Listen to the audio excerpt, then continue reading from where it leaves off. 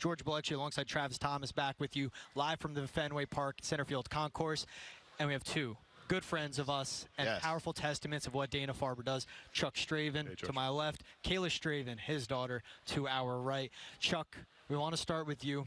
You're a living testament of what Dana Farber can do because you're living with stage 4 kidney cancer right now. Before we get to what your journey has been, I want to start with how important it was that you got the diagnosis, because there's an annual checkup, what it sounds like, with your primary care physician that led to you discovering that you have a tumor. First off, guys, thanks for having us. This is an amazing, amazing job you guys have been doing the last 2 days, and it's critical. I think my case, I'm living proof for why we're doing what we're doing the last 2 days. It was an incidental finding. I had blood in the urine. My wife and I and the other girls were headed down to Parents' Weekend to see Kayla down at Stonehill her senior year. I ran into the house, had some blood in the urine, immediately followed up with my primary care, Dr. Christina Iacobo at the Brigham. The doctor covering for Dr. Iacobo that weekend thought it was just a urinary tract infection. I had been battling a really bad cold. And she said, lay low. So I got to stay home and watch football all weekend while Liz and the other girls went down to Stonehill with Kayla. And I'll never forget, we were right in the middle of budget season. I went into the office early Monday morning, and Liz and I debated Sunday night when I went to bed, do I follow up, don't I? Because I only had blood in the urine twice that weekend. And sure enough, Monday morning, I went in early to work on the budget. I made myself a note to call Dr. Iacobo. Around 8 o'clock, as her office opened, I started to pick up the office phone. My cell phone rang, and it was her. And she said, "You called here over the weekend? What's going on?"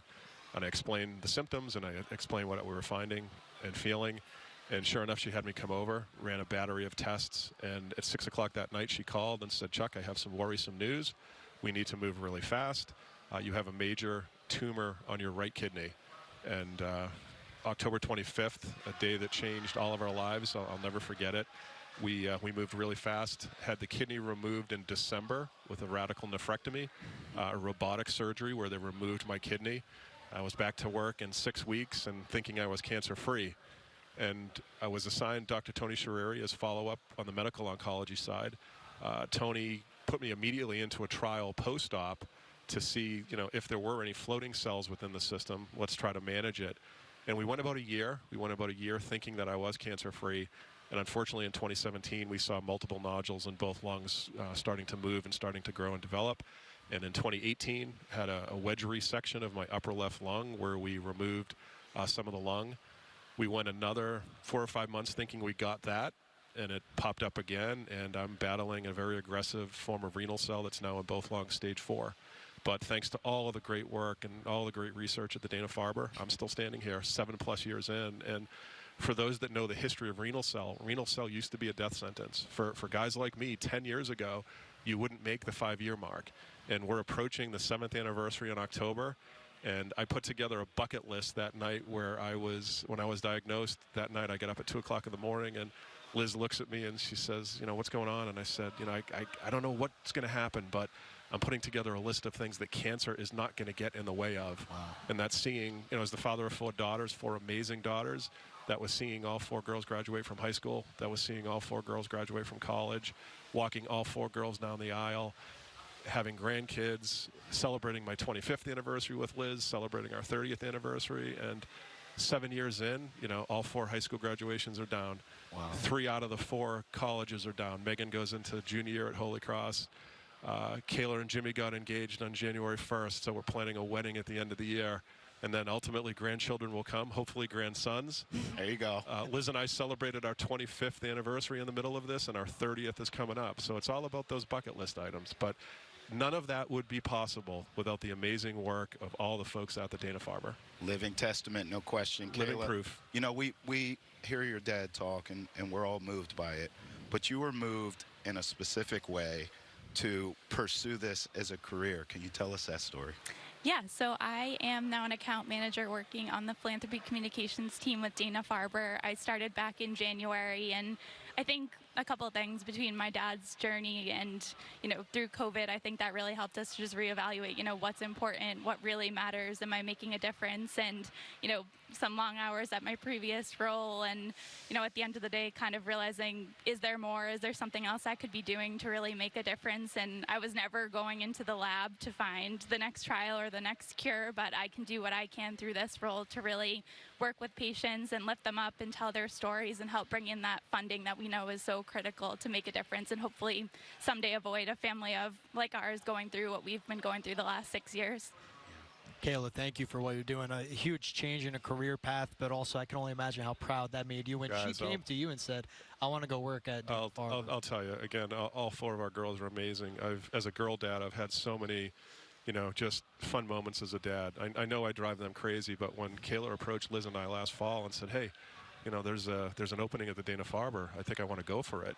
And when I heard her explain why, there are very few times as a parent if you did a good job raising your kids. That was one night where Liz and I went to bed and we looked at each other and we were like, yeah, she gets it. And again, like as she explained to me that night, she said, Dad, we've learned so much. The Dana Farber means so much to us. It has. I've been there every 2 weeks, so it has become an extension of our family. And for her to tell us that night that she wants to share with other families what we've been through and help them, this kid's going places. I've said to her, she's my mini-me. I've said to her that at some point I will work for her. She will be my boss someday. And it was just one of those moments where I was like, yep, she gets it. And it will bring tears to my eyes if I keep going, but it was a very proud moment for all of us. And again, I've had so many moments where I'm proud of all 4 of my daughters, but that was just one of those nights where you were like, yep, that kid gets it. And you know what, good for her. I hope she gets it. And there was such pure excitement in the house. So we found out in early December that she was down to one of the final 2 candidates. Wow. We found out right before Christmas that she got the job. Christmas came early when Kayla got the offer from the Dana Farber, and it's been to see her excitement and to see the passion that she brings to it. It's a great moment. Yeah, Travis. Chuck, now we have about 2 minutes left. Yep. I have to get the story you told me off camera. Absolutely. So you have a long time. You and your family have a long time relationship. We have unfortunately we have a long-term relationship with the Dana Farber. So. I've married into the Tolan family, and my wife's cousin's son, Patrick White. Anybody associated with NESN will remember Pat. Pat was a young boy, came up with cancer back in 1999. I'm not even going to get the kind of cancer that he had. Pat fought valiantly from 99 to 2005. Pat is the first grandchild on the Tolan side of Kayla's generation. Pat was a special kid. And Barbie and Paul, Katie and Megan, this one's for you guys because Pat, as I said to Paul in a text yesterday, Pat lives with us. And Pat was, just the poster child for the Dana Farber and for the Jimmy Fund. And I'll never forget, he and TC had a really special relationship. So we've been fans of NESN. We've been fans of the Jimmy Fund Telethon for multiple years. I'll never forget the rain delay in 2004 where TC did something really unique. He pulled Pat up into the booth. And during a rain delay, he had Pat hosting. And here's a 14-year-old kid hosting with Tom Caron. It was unbelievable. And he's as sick as a dog. That night, Pat predicted that the Sox were going to win the World Series. And TC busted his chops. He was like, no, there's no way. They exchanged phone numbers. When the Sox won the World Series, who calls TC that night but Pat White? Wow. And Lisa Sherbath will remember this because Lisa was one of Pat's best resources at the Dana Farber. So Pat got to ride the duck boats, and shortly after, in 2005, Pat unfortunately passed away. His grandfather, Franny Tolan, who we loved, passed away of cancer. Cancer has touched so many of us. I mean, I think over the last year of 4 people, my buddy Stephen Ettridge, Jim Comber, a former coworker, Dave Giroux, recently just passed away. A former coworker who I also saw at the Dana Farber, Larry Griffin, passed away. That's 4 folks within the last 12 months, and since I was on air with Greg Hill a year ago, that cancer has affected their lives. That's why we have to find a cure. What we're doing today, we're never going to have enough. We just need to keep going. Yep. And guys, one frightening statistic for me is that in 2015, when I was diagnosed, on a federal basis, 0 federal dollars went to kidney cancer. Wow. When I was diagnosed, my primary care said, unfortunately, it's kidney cancer. They don't know enough. It's the 6th most prevalent cancer in men, the 9th most prevalent cancer in women. It kills 40 of us a day. And unfortunately, we don't know enough about it. It's not researched enough. So that's why we're here. And I want to implore, here's my call to action. For all the girl dads out there, for all the guys like me that have the joy of raising daughters, please, please, please step up over the next, whatever we have left, the next 10 or 11 hours. Because what we're doing here today, I'm living proof. I've exhausted all standard of care options. For us, it's all about trials.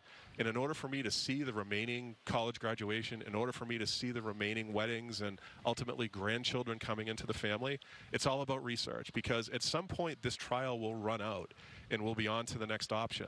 Last year alone, from when I was on the radio with Greg and team to now, we went through 4 different protocols. I felt like Goldilocks. This one was too hard, this one was too soft. And luckily enough, we found a stage 1 trial at the end of the year that I jumped into in January. And the good news is, the tough part has been, it's been a grind on the side effect side. But the good news is, we went almost 18 months without hearing reduction. We finally heard reduction in some scans. And again, I know it's not going away. We're trying to manage it like we're managing blood pressure and things like that. But, you know, that's just, again, to all the girl dads out there, please call that number, send in donations electronically, text K-Cancer, because what we do over the next 2 days is so critical. And why am I so passionate about this? And Kayla and Liz and the girls know this. I want to put us in a position where the next 48-year-old guy who has 4 kids doesn't go through what we've had to go through this last 7 years. It's weird, right? And I've said to Kayla, Mary Beth, Colleen, and Megan all the time, we're not going to sit and whine about this. We're not going to ask why me. We're Stravin strong. We're going to keep pushing through. Cancer started the fight.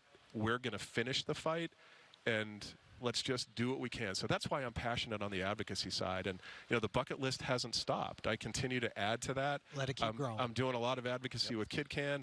Dr. Sherreri and I have spoken at the Harvard Medical School talking about patient centricity.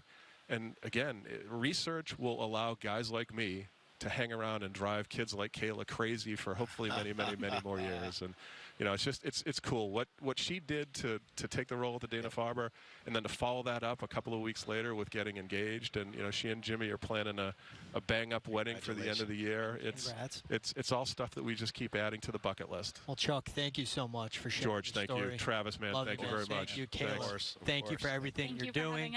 Thank you for being amazing people. Thank you for everything you're doing at Dana Farber. And Chuck, keep fighting, brother. Thanks, brother. You're a living testament of the power here. And like he said, all the money going towards Dana Farber, you can raise it. 877-738-1234. Text K-Cancer to 20222. $1.4 million now. So 100K since me and Travis came on air. Let's see that number keep on growing. Again, 877-738-1234, or go to jimmyfund.org. We'll take a quick break, and then we'll be back. You are watching the WEEI NESN Jimmy Fund Radio Telethon live from Fenway Park.